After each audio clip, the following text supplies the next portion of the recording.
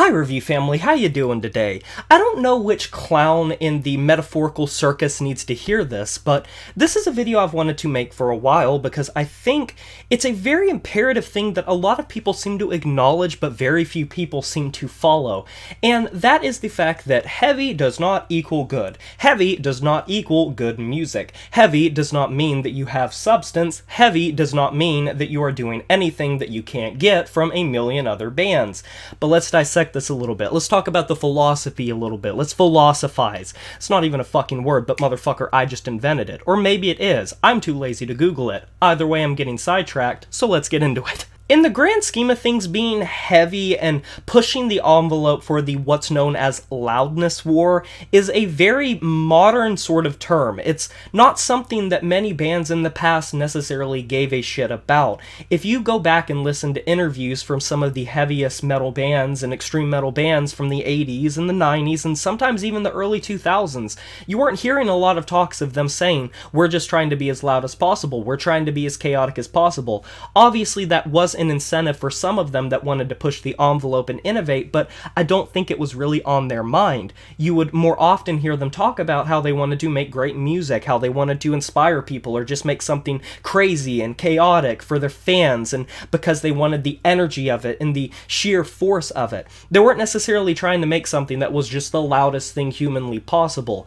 But in recent memory, specifically in the mid to late 2000s, the 2010s, and especially now, there has been a growing cult of personality around the concept of making the heaviest thing that you can make. You see it from a lot of the mainstream popular songs in the heavy metal community that gain a lot of buzz because of reaction channels, because of Twitch streamers, and there's this constant push to make the heaviest breakdown possible, the deepest guttural growl possible. No matter what steps you have to take to meet that achievement, you are pretty much held at the pedestal of the corpse pile until another band comes around that is heavier.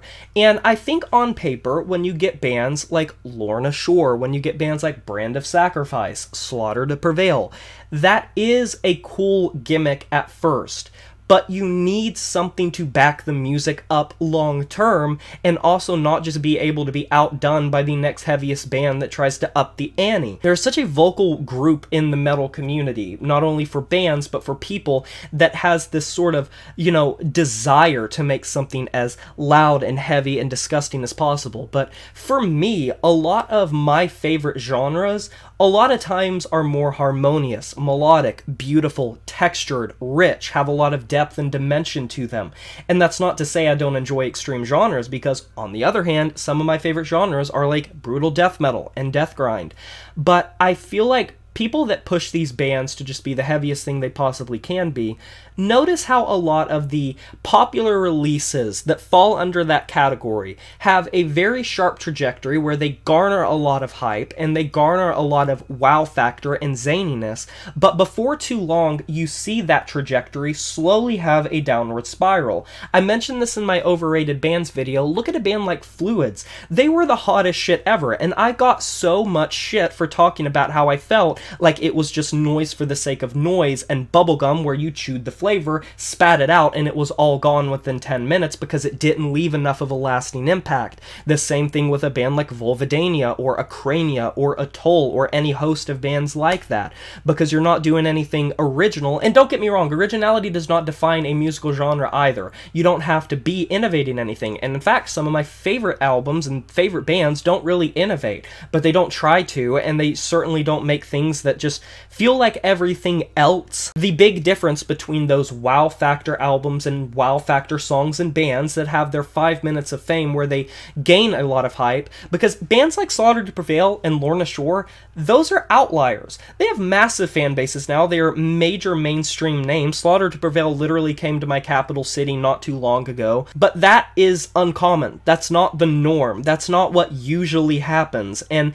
there are far more albums and far more bands that can maintain their status in their niche, that can maintain their status in the cultural discussion for metal when they have more of a textured and rich sound, when they are multifaceted, when they are not just trying to be brutal for the sake of being brutal. And if you go tit for tat, yeah, you have Lorna Shores, you have Slaughter to Prevails that are amazing because they're wow factor and they get so much buzz and acclaim because of reaction channels and streamers and things of that nature. There are far more bands and far more songs that have extreme replayability, replay value just on albums and stuff, and also connect more to the listener if it's not just an insane, heavy, brutal breakdown talking about how you want to rip someone's throat out. That has its place, it's awesome, it's in good fun, but I would most likely always choose something that connects with me on a personal level or has more dimension that I can dissect and listen to and enjoy repeatedly, and it give me a different experience every single time. But what are your guys' opinions on this topic? Do you think that metal needs to be heavy? Do you not think it? What do you prefer? Do you prefer non-heavy or heavy metal? Definitely let me know down in the comment section below. I can't wait to hear your opinions on this topic. Be sure to like this video if you enjoyed it, subscribe to join the review family today, and smash that notification bell to be notified of my future uploads. You know who it is. My name is Jay Morrison. I'm signing off saying farewell.